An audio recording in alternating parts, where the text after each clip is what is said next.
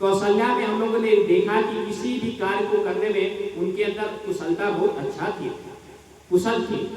और हम लोगों ने कैकेयी के विषय में देखा कि वो किसी भी कार्य को बड़े कर्मठता से, बड़े निष्ठा के साथ करती थी। जब तक वो कार्य पूरा नहीं हो जाता उसमें वो कार्य में लगी रहती थी।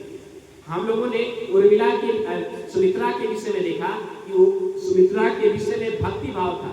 वो भक्त थी, भगवान को, समाज को, परिवार के प्रति भक्ति भाव से वो सेवा करती थी। अर्थात तीनों रानियां में तीन अलग अलग गुण थे, जिसके कारण परिवार में हर तरह से सुखी संपन्न थे।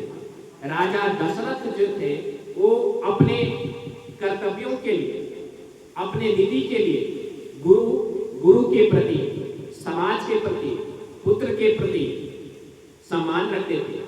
यही कारण है कि जब विश्वामित्र ने उन्हें अपने पुत्रों को मांग करते हैं तो अपने गुरु के विचार से वो अपने पुत्र को सौंप देते हैं। कहाँ? राक्षसों से लड़ने के लिए, जबकि वो जानते हैं कि राक्षस से लड़ना हमारे पुत्र के लिए अंत भी हो सकता है, लेकिन वो अपने गुरु के सम्मान के लिए, लोगों के सहयोग के लिए अपने पुत्र को क्या कर देते हैं? भेज देते हैं। तो इस तरह से बहुत सारी चीजें हम देखेंगे कि भगवान किस तरह भाई का रोल अदा करते हैं, भगवान कैसे पुत्र का रोल अदा करते हैं, भगवान कैसे माता प्रेम को करेंगे, कैसे वो मित्र का सहयोग लेते हैं, कैसे वो दुश्मन के साथ भी लड़ते हैं तो निधि के साथ लड़ते हैं, किस तरह अपने पत्नी से छूट जाते हैं तो किस तरह वो बिलखते हैं, किस तरह रोते हैं, उसको भी हम लोग देखेंगे।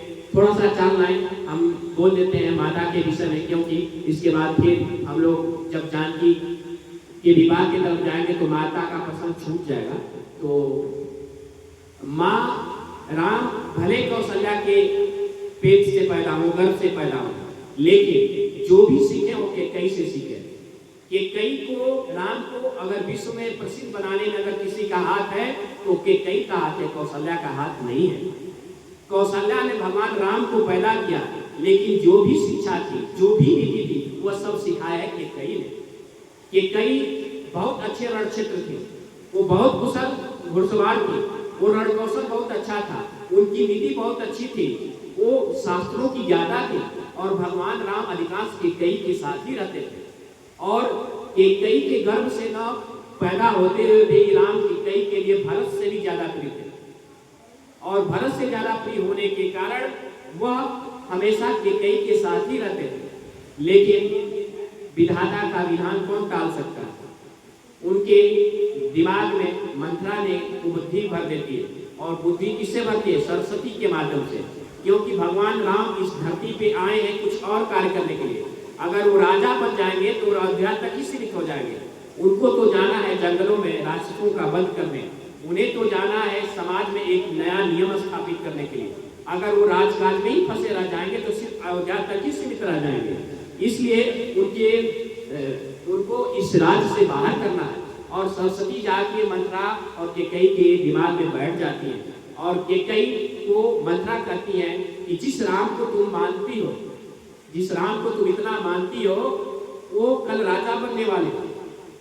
तो कैकेयी कहती है कि राम राजा बनेंगे तो इससे बढ़कर हमारे लिए खुशी क्या हो सकती है? मैं तो भरत राम में अंतर ही नहीं समझती, बल्कि राम को ही भरत से ज्यादा चाहती। तो मंत्रा कहती है कि राजमाता और राम की माता बनने में अंतर है। राम की माता आप अयोध्या, आप राम की माता तक हो सकती है, लेकिन राजमाता होने पर आप शासन में हस्तक्षेप कर सकती है, शासन को अपने ढंग से चला सकती है, प्रजा में आपका दूसरा स्तर होगा, इसलिए आप राजमाता बने। कई बार करने के बाद कैकेयी मंत्रा को इस बात से विचलित करती हैं, लेकिन अंत में सरस्वती कैकेयी के दिमाग में स्थापित हो जाती है और मंत्रा की बात कैकेयी क्या कर देती है? मान लेती है। तो इसीलिए राम कहते हैं कि कैकेयी जब राम को वनवास का जो वचन सुनाती है तो कहती है कि राम इससे तुम्हें अप्रिय नहीं लगा। तो राम कहते हैं कि बेटा का कर्म माँ के आदेशों को मानना है। क्या उचित है क्या अनुचित है कार्य करना माँ का कर्तव्य, माँ का कार्य कर्तव्य बेटा का माँ के आदेशों का पालन करना है। इसलिए क्या उचित है क्या अनुचित ये कार्य करना माता आपका काम है, हमारा तो काम बस आपके आदेशों का पालन करना है। तो इस तरह का मातृत्व प्रेम और पुत्र प्रेम देखने के लिए हम लोगों को मिलेगा अभी प्रसंग में। अभी तो आज शुरुआत हुई है, थोड़ा सा फ्लो बनेगा, तो हम लोग देखेंगे किस प्रकार रामायण आवश्यक हमारे लिए। रामायण हमको सिखाता है समाज में सद्भाव के लिए, समाज में नीति स्थापित करने के लिए, समाज में कल्याण की भावना कैसे जागे उसके लिए, समाज में किस तरह से आगे बढ़ाए उसके लिए। इसीलिए रामायण को धार्मिक ग्रंथों में सर्वोच्च रखा गया, क्योंकि ये कल्याण की बात करता है।